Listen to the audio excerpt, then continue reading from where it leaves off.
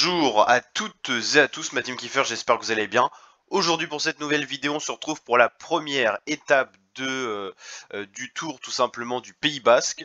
Et donc on a malheureusement que le tracé de 2022, mais on fera une étape par jour. Alors la première étape est un contre-la-montre en 2022, ça sera une étape de plat en 2023. Mais sinon au niveau des autres étapes, ça va quand même beaucoup se ressembler dans le tracé et tout, donc ça sera un peu plus réaliste. Mais malheureusement oui, le tracé 2023 n'est pas pareil même sur le workshop qui permet d'avoir les dernières mises à jour sur Pro Cycling Manager, mais ça ne va pas nous empêcher de nous régaler et de vous faire ce tour du Pays Basque en intégralité sur Pro Cycling. Vous pourrez retrouver toutes les vidéos dans la playlist associée au tour du Pays Basque tout simplement. Donc là on est avec l'équipe Jumbo Visma. Bon, moi je me suis fait un petit kiff, j'ai créé mon coureur perso pour tout simplement avoir un autre leader dans cette équipe FDJ que j'aime bien. Mais ça m'arrange toujours d'avoir un coureur de plus en leader à gérer. C'est plutôt sympa. Donc on va regarder un petit peu les coureurs qu'on a, les favoris et tout ça. Et donc c'est parti pour cette première étape contre la montre du coup. Mais contre la montre individuelle.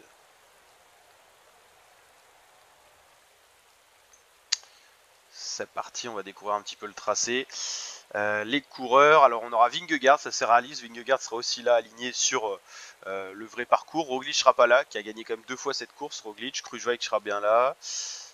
Pour la Soudal, Alaphilippe sera pas là cette année. Pogacar sera pas là non plus. Enric Mas sera là. Vlasov, Carapaz seront là. Landa, Martinez, qui est le gagnant de l'année dernière, sera là. O'Connor sera pas là. Simon Yates sera bien là. Ciccone normalement sera pas là. Enfin voilà, il y a du beau monde quand même. Il y a du beau monde. On va aller voir un petit peu les coureurs qui s'élancent. On n'arrive pas à le cliquer si c'est bon. Luis Angel Maté, l'expérimenté coureur espagnol qui est arrivé chez l'équipe Euskaltel, si je dis pas de bêtises, Euskaltel, Euskadi, Okai, Ruiz, Arm Vornouk, Vornril, bon pas des spécialistes. Tiberi, c'est déjà un peu mieux. De l'aparté, ok. Nous, ça sera Storer, notre premier coureur à s'élancer. Après, ça sera Martinez, mais pas Felipe Martinez, un autre Martinez. Stéphane Koum, qui sera un peu notre grosse pointure pour essayer d'aller chercher la victoire d'étape. Godu démarre à Mirail et mon coureur perso, donc Tristan Ménard, la classique, qui est plutôt bien notée. Donc je pense qu'au niveau, pour jouer la gagne, il y aura Kung et moi-même, Ménard du coup. Voilà, les autres, c'est pas des gros coureurs de contre-la-montre. Ok, est-ce qu'on a les premiers pointages? Ok, Arm Vranouk, Luis Angel Maté, ok. Bon, il n'y a pas de spécialiste de la discipline, on va aller checker la liste, la ligne d'arrivée plutôt, on va mettre en accéléré. Hop, on va attendre que notre coureur s'élance. Hop, on va aller checker ça. Pavel Sivakov, le français de la Ineos. Rigoberto Urán, là déjà c'est un leader qui s'élance. Il sera certainement co-leader avec l'arrivée de Carapaz, ou alors dédié à Carapaz en tant que gros lieutenant de montagne, capitaine de route. Urán il se fait vieux et donc pour lui maintenant gagner des grandes courses c'est un peu plus compliqué. Hein. La jeune relève est arrivée et notamment Richard Carapaz qui est quand même déjà un ancien avec plus de 30 ans. Adam Yates qui sera pas là non plus sur la vraie course. Storer, ouais, c'est pas du grand coureur contre la montre. Ok, ça marche. C'est parti pour suivre notre coureur. Ça va être un peu notre crash test. On va un peu regarder ce que ça donne, comment faut gérer pour gérer un coureur au mieux sur ce parcours-là. C'est un peu le crash test, mais bon, on n'a rien à perdre. C'est pas un très bon coureur contre la montre. Bon, le but c'est d'avoir le moins de barres jaunes à l'arrivée, tout en ne passant pas avec une barre de rouge de 0. Donc voilà. C'est relativement plat. Il y a un petit faux plat descendant qui va permettre de récupérer un peu. Ok. Ben, je l'ai pas très bien géré, je pense.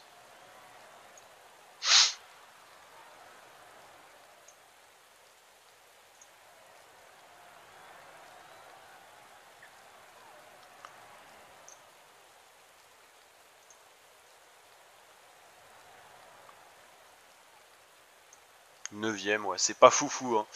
Donc on est arrivé dans le rouge à la fin. Attila Valter, qui sera équipier, le hongrois. Ok, il n'y a pas de gros coureurs là.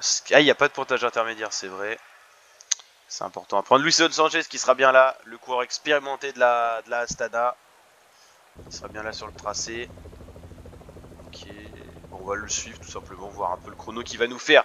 Luis Leon Sanchez, il n'y a pas de vue moto. Ok. Bon, on va le suivre un petit peu et puis après on ira prendre des nouvelles de notre coureur qui va s'élancer, Martinez. Stefan Kung sera attendu bien sûr, hein. Un des gros favoris de notre équipe.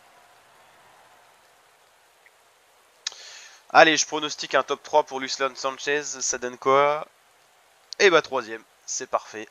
On n'était pas mauvais dans le prono. C'est Davide de la Cruz qui est pour l'instant sur la victoire de ceux contre la montre. Bien sûr, c'est loin d'être fini, ça va beaucoup bouger. Mais le vainqueur provisoire, c'est lui qui a fait un très bon temps pour l'instant. Ok, bon, on va mettre en accéléré jusqu'à que notre coureur soit sur la ligne de départ. Allez, Son Paulès, ça commence à avoir du costaud là. Hein. Allez là, Martinez, c'est un Français. Alors lui, je sais pas pourquoi je l'ai pris, parce qu'il est plutôt bon en montagne. Ok. Je le connais pas trop ce coureur là. Il a des points forts en endurance, résistance, vallon en montagne, mais en contre-la-montre, c'est pas du tout ça. Hein. Alors là, compliqué à gérer aussi. Oh bah c'est Roglic derrière, on risque de se faire rattraper. Hein. Bah, Primoz Roglic, je pense qu'il peut aller chercher le premier temps, qui a été pris par l'Australien Chris Harper de la Jayco Alula, qui a fini en 8,38. 3. Est-ce qu'il va... Hop là, faut que je fasse de... Oh purée. J'ai cramé tout mon rouge là. Non, il va pas nous revoir, mais il n'y a pas assez de kilomètres en fait pour se faire avoir. Je vais faire un temps catastrophique, je pense. 38ème. Et voilà, premier temps provisoire en 8,30. C'est pas surprenant. Pour Roglic. On a fait 38ème, non, il y a 46 coureurs. Enfin, 39ème du coup maintenant. Il y a des coureurs qui ont perdu déjà plus d'une minute. Hein. Garça Pierna, coureur intéressant de la petite équipe Ken Pharma. 13ème, ok. Pedro Lopez. Yoni Aguirre qui a toujours fait de très bons résultats au classement général, qui a gagné une fois le Tour du Pays Basque. Donc le Tour du Pays Basque, il connaît dans son Espagne natale. L'année dernière, en 2022, il a fait deuxième derrière Daniel Felipe Martinez. Il a déjà gagné une fois. Il fait toujours de très bons résultats sur ce Tour du Pays Basque. Il sera bien sûr attendu. Il commence à prendre de la bouteille et de l'âge, hein, Yoni Aguirre. C'est assez impressionnant ce coureur. Troisième, voilà, c'est un bon temps. Il perd pas trop de temps, 12 secondes sur Primoz Roglic. L'éternel Pozzo Vivo qui est arrivé dans l'équipe IF.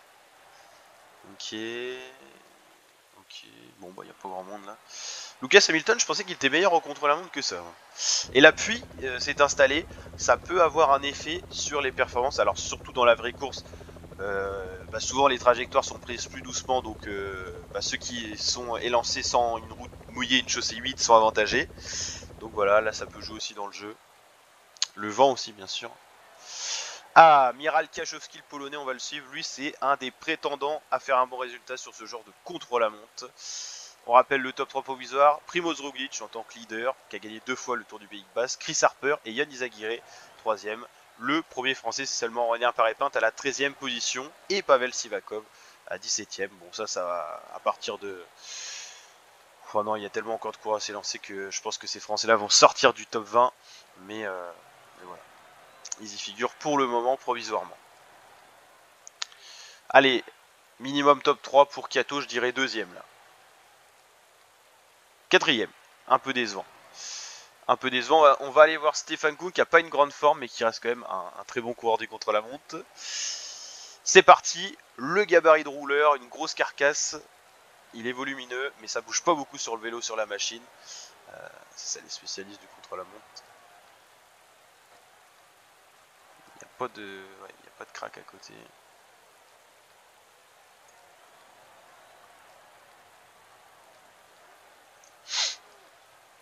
On va essayer de faire un bon temps avec Stefan Kung, le Suisse, de la formation FDJ.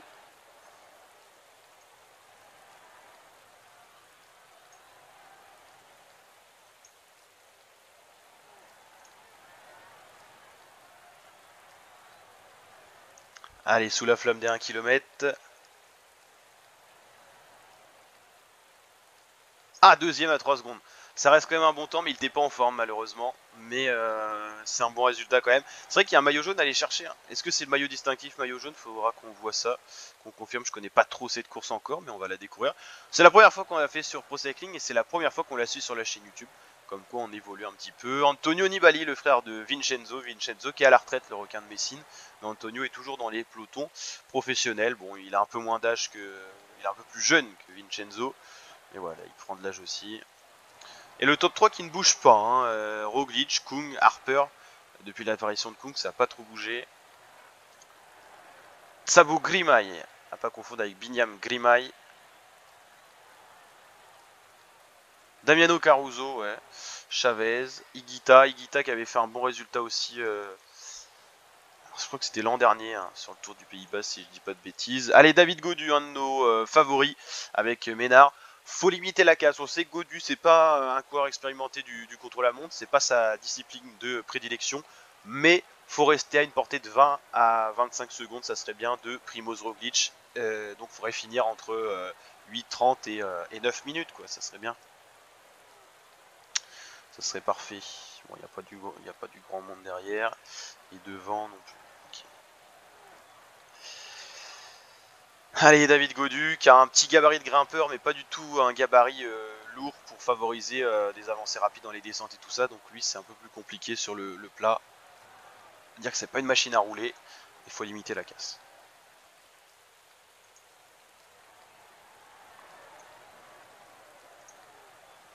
Et déjà sous la flamme des 1 km, hein, ça va très vite.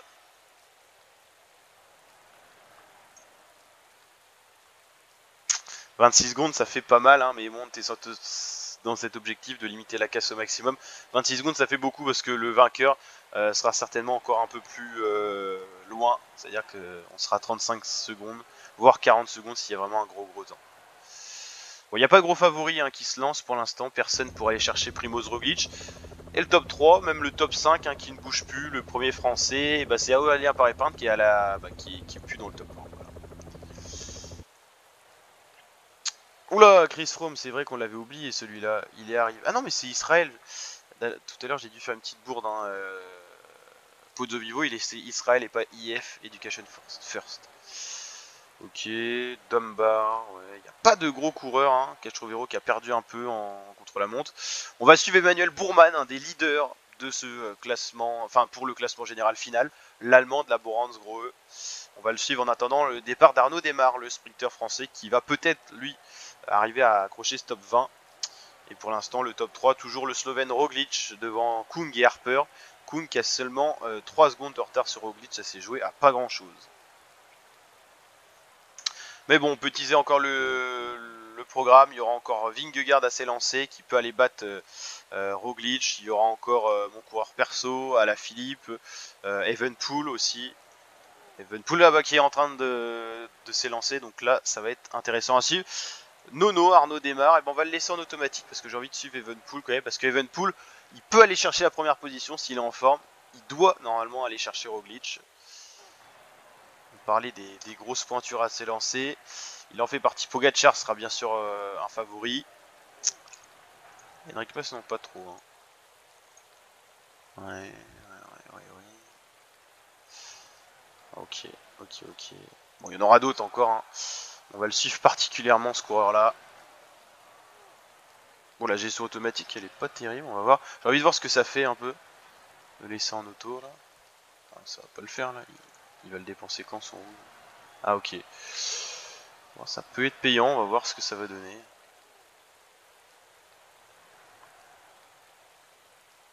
Ouais, c'est pas terrible. Evenepoel qui échoue deuxième derrière Roglic, j'avais pas suivi, mais ouais, c'est pas terrible. Et Kruijswijk, on va voir ce qu'il fait. 13ème, ça va, c'est pas fou, mais ça va. Bah, Evenepoel qui a fait une contre-performance, hein.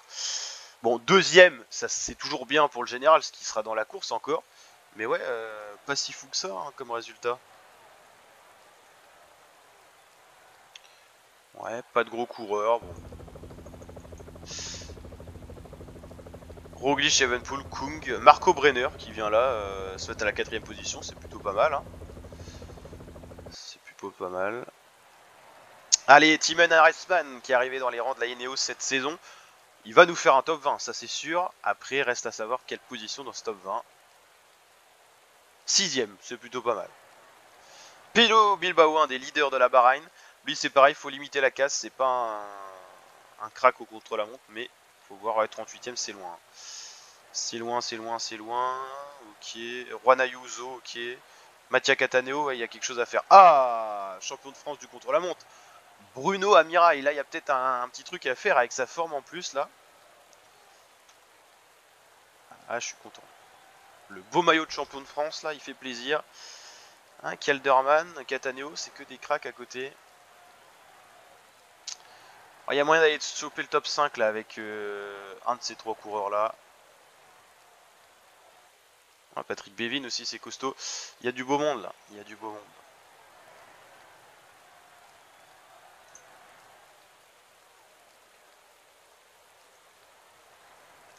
Allez Bruno, 12ème. Il va sauver un peu l'honneur des Français. Qui était présent avec Clément Berthet, c'est tout. Personne n'arrive à aller vraiment... Ah, Calderman 4ème. Pas mal pour les leaders. Hein. Ok. Allez, Patrick Bevin, on va suivre ce qu'il fait. Il doit faire un top 5, Patrick Bevin, s'il est en forme. Ok, ouais, on a pas mal de leaders déjà dans ce top 20. Roglic, Evenepoel, Calderman, Ion Izagirre, on a qui d'autre? On a... Bon, Kruijswijk, on va pas dire que c'est un leader, ça sera Vingegaard, Roglic, déjà il y a assez de leaders. Ah, c'est pas un bon temps ce qu'il a fait Bevin là. Pierre Latour, on va le suivre avant mon coureur qui s'élancera dans quelques positions. Lutsenko, c'est du lourd, full slang, c'est correct. Craig Anderson, ouais, il y a du beau monde là. Il y a des gros favoris de contre-la-montre qui s'élancent. Pierre Latour, Lutsenko, Alexei Lutsenko, c'est du costaud.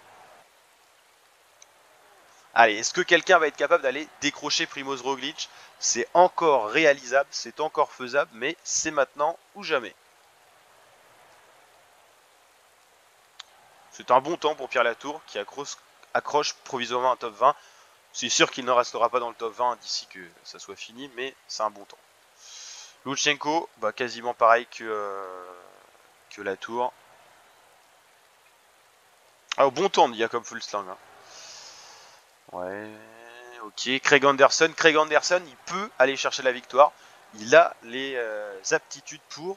Est-ce qu'il va le faire? Je le crois pas. Je le vois bien finir 4ème ou quelque chose comme ça. On va voir. 5ème, ok. Simon Yates, il peut faire quelque chose. Ben O'Connor, c'est moyen. Daniel Felipe Martinez, il y a du potentiel. Vlasov, ok. Ouais, il n'y a pas de gros coureurs de contre-la-montre là, à part Martinez en route là.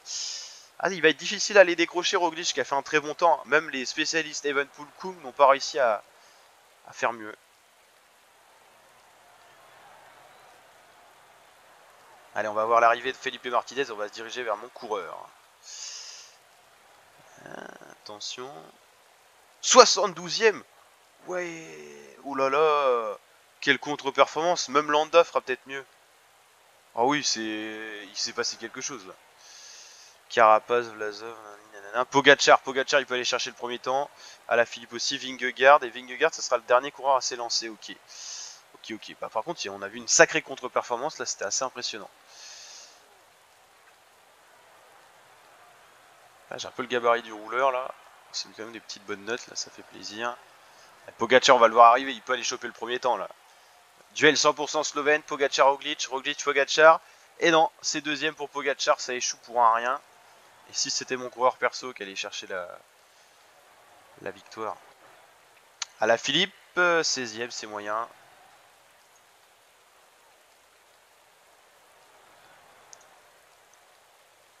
Onzième, c'est pas mal, c'est pas mal. Alors Vingegaard, il nous fait quoi là? Je vois pas qui, je vois pas gagner. 33ème. Contre-performance de perdre 20 secondes. Hein. Victoire donc de Primoz Roglic devant Pogacar et Kung, hein, les deux Slovènes. Favoris de cette épreuve sont bien présents dès le début. Donc c'est assez logique au final. Le top 10 se tient en 9 secondes. Ok, puis bon, les maillots distinctifs sont pas vraiment très révélateurs pour le moment. Et voilà, on se retrouvera pour la deuxième étape qui sera celle-ci, donc une étape vallonnée de 204,7 km reliant la ville de Lecce à Viana. Allez, ciao l'équipe.